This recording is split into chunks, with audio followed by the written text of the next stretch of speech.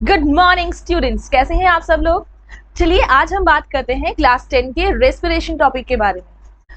बहुत सारे बच्चों से जब हम सवाल करते हैं कि बच्चों रेस्पिरेशन टॉपिक पढ़ रहे हैं तो चलो पहले आप हमें बता दो कि इंट्रोडक्शन दे दो, रेस्पिरेशन होता क्या। तो ज्यादातर बच्चों का एक ही आंसर होता है कि सांस लिया सांस छोड़ दिया ये रेस्पिरेशन हो गया। नहीं बच्चों, ये तो ब्रीदिंग प्रोसेस है। रेस्पिरेशन प्रोसेस तो ब्रीदिंग से बहुत वास्ट टॉपिक हो गया। ब्रीदिंग में होता है सिर्फ सांस ले लिया और सांस छोड़ दिया, यानी इनहेलेशन और एक्सहेलेशन, ये ब्रीदिंग का पार्ट है। This is known as breathing. Respiration में बहुत सारे केमिकल रिएक्शंस होते हैं, केमिकल इक्वेशंस होती हैं, तब जाके फाइनली हमारा जो फूड है वो ऑक्सीडाइज्ड होता है और फिर उससे हमारी एनर्जी सिंथेसाइज होती है। ठीक है, तो रेस्पिरेशन वो प्रोसेस होता है जब हमारा फूड ब्रीदिंग से, इनहेलेशन से जब ऑक्सीजन बॉडी में एंटर होगी, उस ऑक्सीजन के साथ कंबाइन होगा केमिकली और न्यू सब्सटेंसेस में कन्वर्ट होगा, वाटर, कार्बन डाइऑक्साइड और एनर्जी में। तो इस प्रोसेस को, दिस फॉर्मेशन ऑफ एनर्जी को हम स्टूडेंट्स क्या बोलते हैं कि ये हमारा रेस्पिरेशन प्रोसेस है। तो आगे से जब भी कोई आपसे पूछे कि रेस्पिरेशन क्या होता है तो आपने सिर्फ इतना नहीं बोलना है कि सांस ले लिया और एक्सहेल कर दिया तो इसको हम रेस्पिरेशन बोलेंगे। आपने बोलना है कि ब्रीदिंग करते टाइम जो ऑक्सीजन बॉडी में गई है वो जब हमारे फूड को, ग्लूकोज को ऑक्सीडाइज कर देगा, देन हमारा कार्बन डाइऑक्साइड, वाटर और एनर्जी सिंथेसाइज होगा। तो इस प्रोसेस को, इस प्रक्रिया को हम कहते हैं कि हमारा रेस्पिरेशन प्रोसेस हो चुका है। तो let's start with the topic respiration. Respiration के बारे में अब हम बात करेंगे तो हम देखेंगे जो हमारी बॉडी में प्रोसेस है रेस्पिरेशन, ये दो स्टेप्स में होता है स्टूडेंट्स। एक होता है ब्रीदिंग जिसमें इन्वॉल्व होता है इनहेलेशन और एक्सहेलेशन। इनहेलेशन को कैसे बोलोगे आप? How you will define it? The air which is rich in oxygen is taken inside the body is known as inhalation, and the air which is rich in carbon dioxide gas is removed out of the body is known as exhalation. Clear? Second phase है students cellular respiration. Cellular respiration हमारा start होता है inside the body cells. हमारी body के हर एक body cells में ये respiration process take place करता है, तो इसलिए हम इसको सेल्युलर रेस्पिरेशन कहते हैं, या स्टूडेंट्स हम इसको क्या भी बोल सकते हैं, internal respiration. This is also known as internal respiration. Whereas breathing process को हम एक्सटर्नल रेस्पिरेशन बोलते हैं, क्योंकि इसमें तो बॉडी के बाहर से ही सांस आता है और हम जो रिलीज करते हैं गैस, एयर, वो भी बॉडी से बाहर रिलीज करते हैं। तो बॉडी के अंदर कुछ ऐसी प्रोसेस या कुछ चेंजेस ऑकर नहीं हो रहे हैं कि जिसकी वजह से हम इसको कुछ इंटरनल एक्टिविटी बोल सके। लेकिन जब हम बात करते हैं फर्दर प्रोसेस की रेस्पिरेशन में, यानी ऑक्सीजन की एंट्री के बाद ऑक्सीडेशन ऑफ फूड की अगर हम बात करें तो ये प्रोसेस हमारी बॉडी के सेल्स में होता है, इसलिए स्टूडेंट्स हम इसको बोलते हैं सेल्युलर रेस्पिरेशन या फिर just internal respiration. So now let's discuss more about it. Cellular respiration ये है हमारा, जो कोई भी बॉडी सेल होता है उसका बेसिक कंपोजिशन हम सब जानते हैं। न्यूक्लियस होता है, साइटोप्लाज्मा होता है, न्यूक्लियर मेम्ब्रेन होती है, साइटोप्लाज्मा के अराउंड क्या होती है, सेल मेम्ब्रेन होती है। इसके अलावा भी सेल में बच्चों बहुत सारे कंपोनेंट्स प्रेजेंट होते हैं। क्या बोलते हैं उन कंपोनेंट्स को? हम उन जो ऑर्गेनेलीज प्रेजेंट होते हैं सेल के अंदर अदर देन न्यूक्लियस, इन सबको हम सेल ऑर्गेनेलीज बोलते हैं। तो ऐसा ही हमारा एक सेल ऑर्गेनेलीज होता है माइटोकॉन्ड्रिया। ठीक है, ये ऑरेंज कलर में आप देख पा रहे होंगे, दिस इज आवर माइटोकॉन्ड्रिया। और माइटोकॉन्ड्रिया के बारे में हम क्या जानते हैं स्टूडेंट्स कि इसको power house of the cell बोला जाता है। Power house of the cell. क्यों कहते हैं इसे power house of the cell? क्या रीजन है? कोई तो कारण होगा, तो कारण यही जानेंगे हम कि क्यों बोलते हैं माइटोकॉन्ड्रिया को power house of the cell. देखो, पावर मतलब एक तरीके से एनर्जी। हमारी बॉडी में किसी भी काम को करने के लिए जो एनर्जी आती है वो फूड से डिराइव होती है, लेकिन वो साइट जहां पे फूड को कन्वर्ट किया जाएगा एनर्जी में, वो कहाँ होता है? इसी माइटोकॉन्ड्रिया यानी इसी सेल ऑर्गेनेलीज में होता है, इनसाइड द सेल्स। इसलिए स्टूडेंट्स माइटोकॉन्ड्रिया को power house of the cell कहते हैं। Next, cell, inside the cell there is a organelles known as, now you can able to answer this question, known as mitochondria. Clear? So this is our mitochondria, this is how it will look like. Inside the mitochondria क्या होगा students? हमारा respiration होगा। और respiration के दौरान क्या होगा? जो फूड है, हमारी बॉडी में फूड कहाँ से आया? जब हमने फूड इनटेक किया, फाइनल डाइजेशन के बाद उसमें जितने भी न्यूट्रिएंट्स हैं वो स्मॉल इंटेस्टाइन में हमारी ब्लड स्ट्रीम में एंटर हो गए। ब्लड से अब ब्लड ने क्या किया? उस फूड को जो उसने एब्जॉर्ब किया है स्मॉल इंटेस्टाइन से, वो पूरी बॉडी में सर्कुलेट करवा देगा और हमारे हर एक सेल के पास अब अवेलेबिलिटी होगी किसकी, डाइजेस्टेड फूड की, या हम बोले किसकी, ग्लूकोज की। ग्लूकोज का फॉर्मूला क्या होता है स्टूडेंट्स, एक बार ये भी हम डिस्कस कर लेते हैं। तो ग्लूकोज का फॉर्मूला होता है C6H12O6, यानी ग्लूकोज एक ऐसा कंपाउंड है जिसके अंदर 6 कार्बन के एटम्स प्रेजेंट होते हैं, ठीक है। ओके स्टूडेंट्स, तो जो ग्लूकोज ऑक्सीडाइज्ड होता है ये कहाँ होता है, हमारा माइटोकॉन्ड्रिया के अंदर, और तभी हमारी एनर्जी रिलीज होगी। कैसे रिलीज होगी, glucose plus oxygen when combined together will give us carbon dioxide, water and 38 ATP molecules of energy। इसको हम जानेंगे अभी आगे डिटेल्स में। broken down by oxygen, यही जो हम बार बार बोल रहे हैं, ऑक्सीडेशन होगा, फूड का ऑक्सीडेशन होगा, ग्लूकोज का ऑक्सीडेशन होगा, मतलब वो ऑक्सीजन के साथ रिएक्ट करेगा, उसका रिएक्शन होगा ऑक्सीजन के साथ, तो इसी को हम बोलेंगे glucose is oxidized broken down by oxygen. Clear. To produce, अच्छा जब ग्लूकोज ऑक्सीडाइज्ड होगा तो क्या प्रोड्यूस होगी, एनर्जी प्रोड्यूस होगी। सो टू प्रोड्यूस एनर्जी, और ये जो एनर्जी प्रोड्यूस होगी स्टूडेंट्स, ये हमारी फॉर्म होगी इन the form of ATP molecules. तो एटीपी क्या होता है, अब एटीपी ठीक है हमने देख लिया कि एटीपी है, but what is it's full form, what it stands for. तो एटीपी मतलब होता है स्टूडेंट्स एडिनोसाइन ट्राइफॉस्फेट, ये कंपाउंड्स होते हैं जो एनर्जी इनमें स्टोर होती है इस फॉर्म में। सो एटीपी एडिनोसाइन ट्राइफॉस्फेट, फॉस्फेट के ये कंपाउंड्स होते हैं और इन्हीं से एनर्जी हमारी बॉडी में रिलीज होती है। सो सेल के अंदर माइटोकॉन्ड्रिया, माइटोकॉन्ड्रिया के अंदर जब ग्लूकोज होगा, अभी स्टेप्स में ब्रेक डाउन होता है, ऑल ऑफ सडन नहीं ग्लूकोज डायरेक्टली कन्वर्ट हो जाता है CO2H2O एनर्जी में, स्टेप्स होती हैं वेरियस, अभी हम इसके बारे में भी डिटेल्स में बात करेंगे, लेकिन अभी हम बेसिक इसका आइडिया ले लेते हैं कि माइटोकॉन्ड्रिया में ग्लूकोज ऑक्सीडाइज्ड होगा टू प्रोड्यूस एनर्जी। एनर्जी जो प्रोड्यूस होगी बेटा that will be in the form of ATP molecules. Next is It is a biochemical process. Why it is a biochemical process? क्योंकि इस प्रोसेस में हमारे chemical compositions change हो रहे हैं, और केमिकल कॉम्पोजिशंस क्योंकि चेंज हो रहे हैं तो जो न्यू सब्सटेंसेस फॉर्म हो रहे हैं, जो न्यू प्रोडक्ट्स फॉर्म हो रहे हैं, उनके केमिकल्स भी from the main reactants different होते हैं। तो इसलिए क्योंकि केमिकल रिएक्शन हो रहा है तो इसलिए हम बोलेंगे ये एक बायोकेमिकल प्रोसेस है, ठीक है। ये बायोकेमिकल प्रोसेस है क्योंकि एक chemical on further reactions gets converted into another chemicals, so that is why it is known as biochemical process. Clear है students. Next is chemical process inside living cells. Chemical process inside living cells मतलब ये process, respiration का process outside the cell will not going to take place, ये cell के बाहर नहीं होगा। This process particularly take place inside the cells of living organisms, क्योंकि जो फूड है डाइजेस्टेड फूड ग्लूकोज, ठीक है, ये जो ग्लूकोज है स्टूडेंट्स ये प्रेजेंट कहाँ होता है, सेल्स के अंदर। तो ये जो रेस्पिरेशन प्रोसेस होगा, जो ऑक्सीडेशन ऑफ ग्लूकोज होगा, ये भी कहाँ होगा, inside the cells. Next is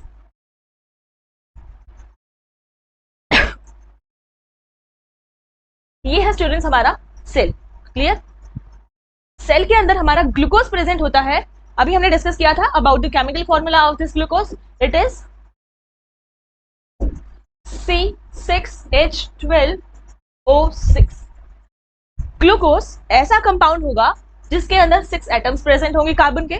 तो ग्लूकोज पहले अपने आप को ब्रेक डाउन करेगा, और जब ग्लूकोज अपने आप को ब्रेक डाउन करेगा तो ड्यूरिंग दिस ब्रेक डाउन उसे ऑक्सीजन की रिक्वायरमेंट नहीं है। पहले क्या होगा, फर्स्ट स्टेप क्या होगा, जो ग्लूकोज है ये अपने आप को ब्रेक डाउन करेगा, और जो ग्लूकोज अपने आप को ब्रेक डाउन करेगा ये प्रोसेस माइटोकॉन्ड्रिया में नहीं होगा। माइटोकॉन्ड्रिया में फाइनल जो प्रोसेस है या फाइनल स्टेप है रेस्पिरेशन का, वो टेक प्लेस करेगा। जो बेसिक स्टेप है रेस्पिरेशन का, जो पहला स्टेप है, वो कहाँ होगा, outside the mitochondria inside the cell, यानी साइटोप्लाज्मा। सेल का structure, this is our nucleus, this is our mitochondria, this is mitochondria। clear है students।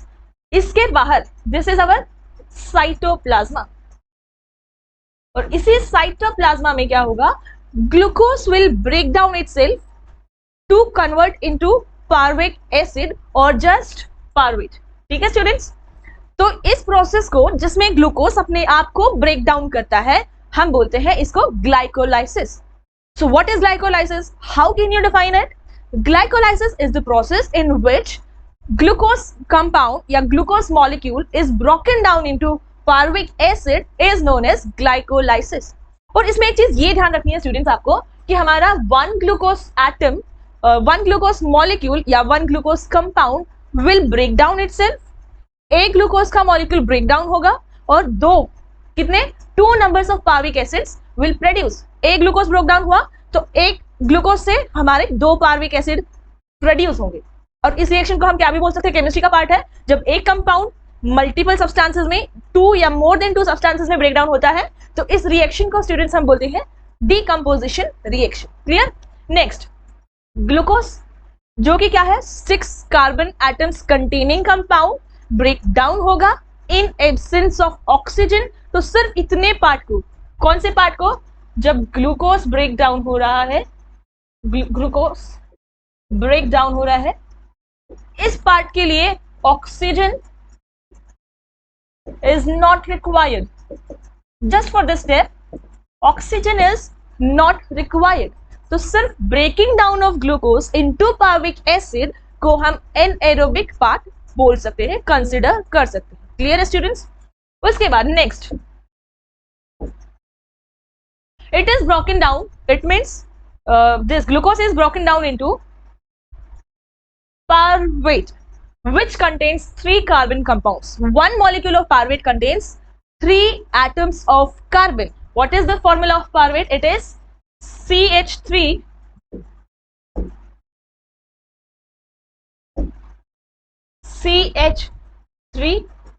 COCOOH.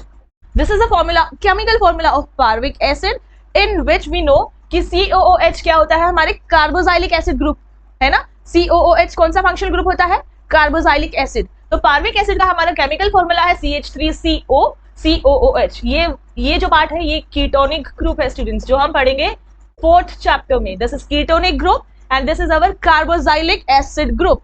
अभी इसके ऊपर नहीं आता है, इसके ऊपर हम 4th जो chapter carbon and its compound पढ़ेंगे उसके बारे में डिटेल्स में जानेंगे उस चैप्टर में। तो CH3COCOH, how many total carbon compound carbon atoms are there? There are total 3 carbon atoms. There are total 3 carbon atoms. तो एक पार्वेट मॉलिक्यूल में 3 कार्बन एटम्स होते हैं, एक ग्लूकोज 2 पार्विक एसिड, यानी 6। एक ग्लूकोज में कितने कार्बन एटम्स होते हैं? 6 carbon atoms will convert into parvic acid. Each molecule of parvic acid will contain 3 atoms of carbon. Clear है students? और इस स्टेप को हम क्या बोलते हैं? Glycolysis. Breaking down of glucose into parvate is known as glycolysis. Next is, this is the formation of parvate acid. This steps take place in the cytoplasma. I already told you that breaking down of glucose, ये process mitochondria में occur नहीं होगा, ये mitochondria से बाहर cell के अंदर यानी साइटोप्लाज्मा में ये प्रोसेस होगा। तो this step takes place inside the cytoplasma. This process is anaerobic. Why it is anaerobic? क्योंकि ग्लूकोज को ब्रेक डाउन करने के लिए अभी तक ऑक्सीजन की जरूरत नहीं है, और जब ऑक्सीजन की एब्सेंस में ग्लूकोज अपने आप को ब्रेक डाउन कर रहा है तो इसलिए हम इसको एनाएरोबिक पार्ट बोल सकते हैं। क्लियर है स्टूडेंट्स? तो दिस प्रोसेस इज, यानी breaking down of glucose is anaerobic. Next part is, अच्छा why it is anaerobic? Everyone know, because this process is occurring in absence of oxygen, that is why it is known as एनाएरोबिक।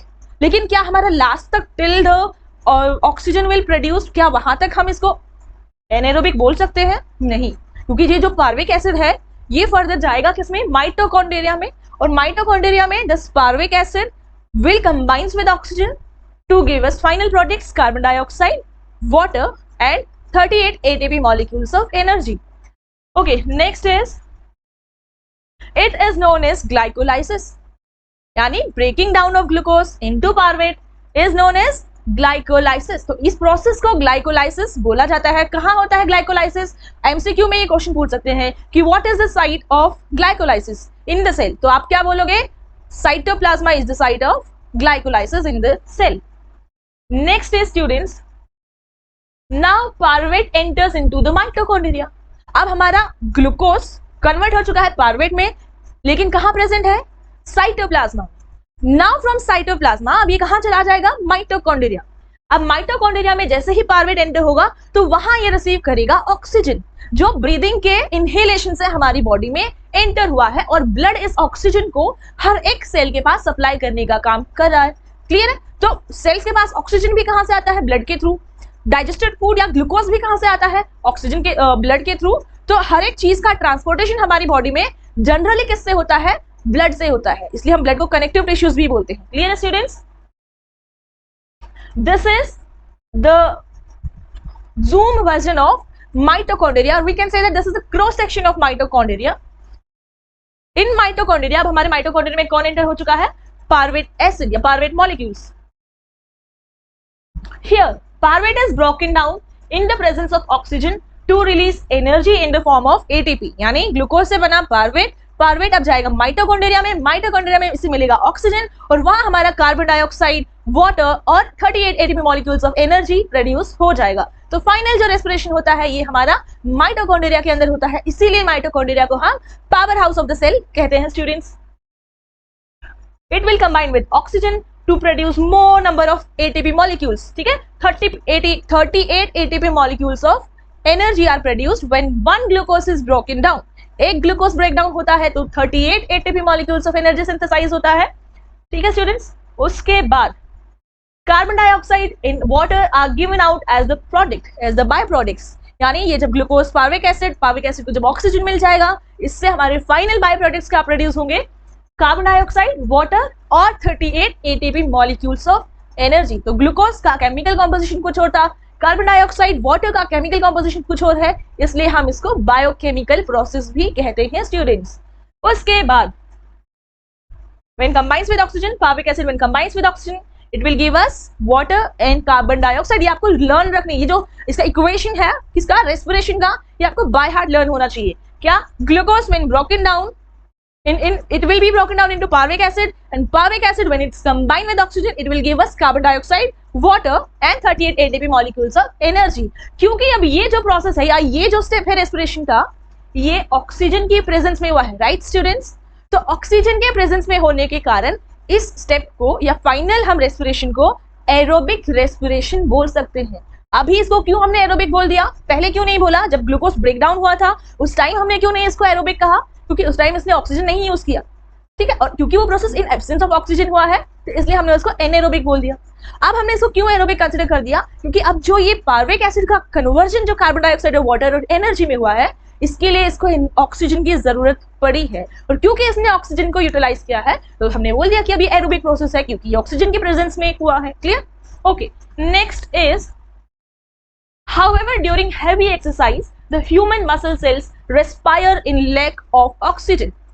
यानी जब भी कभी हम heavy exercise करते हैं, workout करते हैं, या ऑल ऑफ सडन हमें रनिंग करनी पड़ गई या कुछ हैवी लिफ्ट करना पड़ गया, तो कुछ टाइम बाद आफ्टर अ स्लीप, सोने के बाद हम जब उठते हैं तो हम देखते हैं कि हमारी मसल्स में क्रैम्प्स आए हुए होते हैं या मसल्स में पेन होता है। तो वो किस लिए होता है स्टूडेंट्स? क्योंकि जब हमारी मसल्स किसी फिजिकल एक्टिविटी में इन्वॉल्व होती हैं तब हमारे मसल्स की जो एनर्जी डिमांड्स है वो बढ़ जाती है। यानी ऑफकोर्स हमारी जो मसल्स है वो किसी काम में इन्वॉल्व है तो उनको एनर्जी भी ज्यादा चाहिए होगी, और ज्यादा एनर्जी चाहिए होगी तो इसके लिए जो रेस्पिरेशन प्रोसेस है उसका रेट फास्टर होना चाहिए, यानी रेस्पिरेशन जल्दी होना चाहिए ताकि more and more amount of energy can be produced, ताकि ज्यादा से ज्यादा एनर्जी बन सके। तो ऐसे में क्या होता है, चलो ठीक है, जब हम हैवी एक्सरसाइज करते हैं, वेट लिफ्टिंग करते हैं या हम कोई भी फिजिकल एक्टिविटी करते हैं तो हमारा जो ब्रीदिंग रेट होता है वो इंक्रीज हो जाता है, यानी सांस लेना और एक्सलेशन की प्रोसेस हमारी फास्टर हो जाती है। लेकिन वो भी सफिशिएंट नहीं होता है हमारी इतनी हाई डिमांड, एनर्जी की इतनी हाई डिमांड को फुलफिल करने के लिए वो रेट ऑफ रेस्पिरेशन भी सफिशिएंट नहीं होता है। तो उस केस में स्टूडेंट्स क्या होता है, हमारे मसल्स में जो सेल्स प्रेजेंट होते हैं वो बिना ऑक्सीजन का वेट करे अपने आप को ब्रेक डाउन कर लेते हैं, ठीक है, यानी जो सेल्स में ग्लूकोज है वो बिना ऑक्सीजन का वेट करे अपने आप को ब्रेक डाउन कर लेगा। ब्रेक डाउन करने के बाद स्टूडेंट्स पार्विक एसिड बनेगा, और वो पार्विक एसिड अगेन किसमें कन्वर्ट हो जाएगा, हमारा मॉलिक्यूल्स बनेंगे एनर्जी के, लेकिन वहां पे 38 एटीपी मॉलिक्यूल्स नहीं बनेंगे, सिर्फ 2 ATP molecules of energy synthesise होगी, और हमारा अभी कार्बन डाइऑक्साइड नहीं बनेगा और ना ही वाटर बनेगा फाइनल प्रोडक्ट। तो ऐसे सिचुएशन में हमारा फाइनल प्रोडक्ट होता है लैक्टिक एसिड और just 2 ATP molecules of energy, यानी बहुत कम एनर्जी सिंथेसाइज होती है। क्यों होती है कम एनर्जी? क्योंकि हमारा जो ग्लूकोज है जो बिना ऑक्सीजन के ब्रेकडाउन, चलो ठीक है, बिना ऑक्सीजन के ब्रेकडाउन हुआ है पार्विक एसिड में, अब इस पार्विक एसिड को ऑक्सीजन नहीं मिल रही है, उतनी सफिशिएंट सप्लाई है नहीं हमारी बॉडी में, क्योंकि फिजिकल एक्टिविटी कर रहे हैं ना, तो रेट ऑफ रेस्पिरेशन एक लिमिट तक हमारा एक्सटेंड हो सकता है। तो क्योंकि इस पार्विक एसिड को फर्दर ब्रेकडाउन के लिए ऑक्सीजन नहीं मिल रहा है तो क्या होगा स्टूडेंट्स, बिना ही ऑक्सीजन के लिए ब्रेकडाउन हो जाएगा। तो क्योंकि अब ये pyruvic acid in absence of oxygen break down हो रहा है तो हम इस पार्ट को बोलेंगे, इस प्रोसेस को, रेस्पिरेशन के इस प्रोसेस को क्या बोलेंगे, एनएरोबिक रेस्पिरेशन। और इसमें हमारे फाइनल प्रोडक्ट्स बनेंगे लैक्टिक एसिड और 2 ATP मॉलिक्यूल्स ऑफ एनर्जी। और यही लैक्टिक एसिड्स जब हमारी बॉडी में एक्यूमुलेट हो जाता है, हमारी मसल्स में जमा हो जाता है, इकट्ठा हो जाता है, तो इसी से हमारी जो मसल्स है उनमें सोरनेस यानी जो पेन होता है, जो क्रैम्प्स आने की संभावनाएं होती हैं वो बढ़ जाती है। टाइम के साथ साथ सेटल होता है क्योंकि प्रॉपर ऑक्सीजन बॉडी को मिलता है, तो कंप्लीट ब्रेकडाउन, जो पार्शियल ब्रेकडाउन हुआ है ग्लूकोज का, ये कंप्लीट ब्रेकडाउन हो जाएगा और ये पेन भी टाइम के साथ साथ रिड्यूस हो जाएगा। क्लियर है स्टूडेंट्स? ओके, नेक्स्ट इज जब हम हेवी एक्सरसाइज करते हैं तो क्या होगा, so in the muscle cells pyruvate is broken down in the lack of oxygen to release energy to ATP। यानी जब हम हेवी एक्सरसाइज करते हैं तो पायरुविक एसिड मसल्स में बिना ऑक्सीजन के ब्रेक डाउन हो जाएगा, और जब ये ब्रेक डाउन होगा तो हमें सिर्फ 2 ATP मॉलिक्यूल्स ऑफ एनर्जी मिलेगा। यानी जिन सेल्स को प्रॉपर ऑक्सीजन मिल रहा है वो तो हमें 38 ATP मॉलिक्यूल्स देंगे। इन एडिशन जो वो सेल्स जिनको प्रॉपर अमाउंट ऑफ ऑक्सीजन की सप्लाई नहीं हो पा रही है तो वो इन एब्सेंस ऑफ ऑक्सीजन में ही ब्रेक डाउन हो जाएंगे पायरुविक एसिड, और वहां हमें सिर्फ 2 ATP मॉलिक्यूल्स ऑफ एनर्जी मिलेगा। इससे हमारा जो एनर्जी की डिमांड जो इंक्रीज हुई है वो कुछ हद तक फुलफिल होने की कोशिश करेगा इन absence of oxygen. Pyruvic acid या पायरुवेट मसल्स में 2 ATP मॉलिक्यूल्स ऑफ एनर्जी देगा कब, जब ये ब्रेक डाउन होगा इन एब्सेंस ऑफ ऑक्सीजन। और ऐसी कंडीशन में पायरुवेट एसिड कंप्लीटली नहीं ब्रेक डाउन होता है, इसका पार्शियल ब्रेकिंग डाउन होता है। क्लियर है students? Here lactic acid is formed as byproduct। यहाँ जब pyruvic acid in absence of oxygen break down होगा तो हमारे जो फाइनल प्रोडक्ट्स हैं वो लैक्टिक एसिड क्या क्या प्रोड्यूस होंगे students,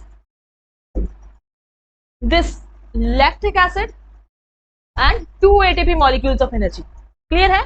glucose C6H12O6 pyruvic acid में कन्वर्ट होगा, एंड ये पायरुविक एसिड जो है ये एब्सेंस ऑफ ऑक्सीजन में ही कन्वर्ट हो जाएगा lactic acid, and just 2 molecules of energy, 2 ATP molecules of energy, यानी very less amount of energy is produced in this part। इस प्रोसेस में इस वाले जब in absence of oxygen होता है ये प्रोसेस, तो बहुत कम अमाउंट में हमारी absence of oxygen, तो एनर्जी हमारी बहुत लेस अमाउंट में प्रोड्यूस होती है, तो इसको हम बोलते हैं एनएरोबिक रेस्पिरेशन। क्या बोलते हैं students? Anaerobic respiration. Next is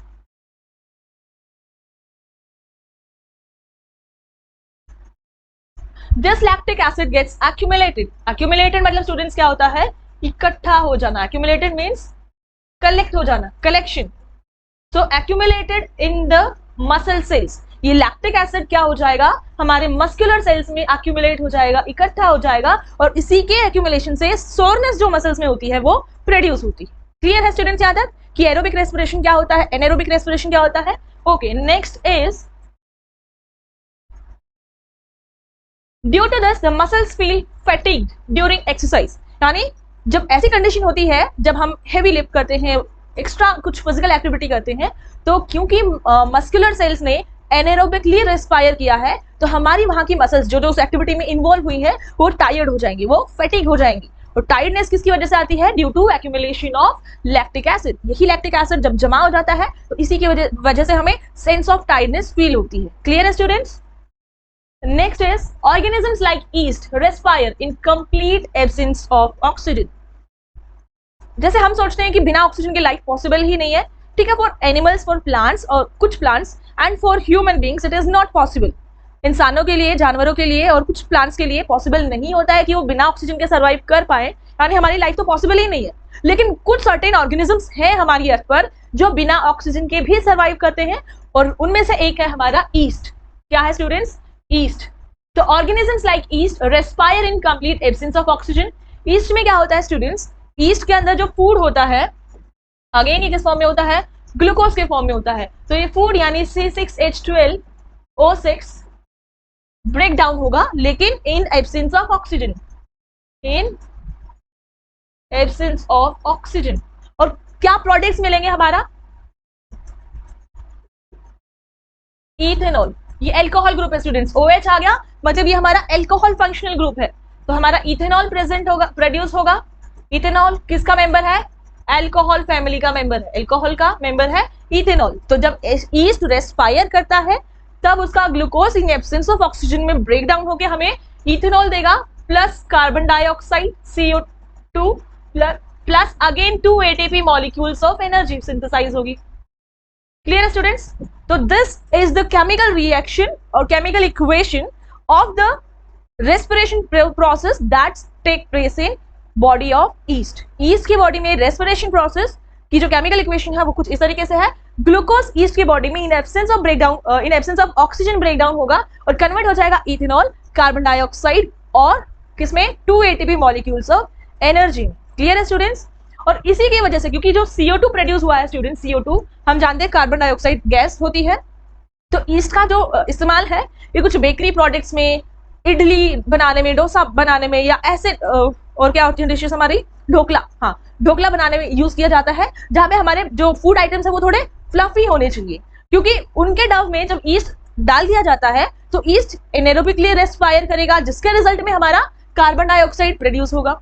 और यही कार्बन डाइऑक्साइड गैस जब हम उस डव को या उस जब हम कोई भी फूड आइटम प्रिपेयर कर रहे होंगे उसको हीट करना पड़ेगा। जब हीट करेंगे तो जो CO2 है ये उस स्पेस में से एस्केप हो जाएगी और वो जो स्पेस पीछे बच गया है वो कैसा होगा, अभी फ्लफी या स्पंजी इन नेचर हो जाएगा। इसलिए इसका ईस्ट का जो यूज है इन सब प्रोडक्ट्स की मेकिंग में किया जाता है। और इस प्रोसेस को हम फर्मेंटेशन भी बोल सकते हैं स्टूडेंट्स। फर्मेंटेशन की बोल सकते हैं, फर्मेंटेशन इसलिए बोल सकते हैं क्योंकि हमारा जो इथेनॉल प्रोड्यूस हो रहा है, इस इथेनॉल ये किस फैमिली का मेंबर है, अल्कोहल फैमिली का मेंबर है। तो ईस्ट का यूज फ्रूट बियर बनाने में या बियर बनाने में या माइल्ड अल्कोहल्स को प्रोड्यूस करने में भी किया जाता है इसका इस्तेमाल। तो इस प्रोसेस को जिसमें ईस्ट एनेरोबिकली रेस्पायर करता है और इथेनॉल प्रोड्यूस करवाता है, हम इसको फर्मेंटेशन भी बोल सकते हैं। क्लियर है स्टूडेंट्स? और ये टोटल एनएरोबिक रेस्पिरेशन है। कैसा रेस्पिरेशन है? ईस्ट में एनएरोबिक रेस्पिरेशन होता है, ऑक्सीजन की रिक्वायरमेंट नहीं है इसके ब्रेकडाउन में, ग्लूकोज के ब्रेकडाउन में। Okay, next is, so in case of yeast, pyruvate is broken down in absence of oxygen to release 2 ATP molecules of energy.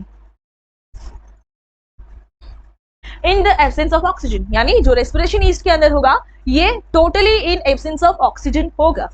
तो here ethanol C2H5OH, ethanol is C2H5OH हमारा produce होगा, carbon dioxide by product के form में produce होगा और 2 ATP molecules of energy हमारा form होगा। कब? जब ईस्ट रेस्पायर करेगा एनएरोबिकली।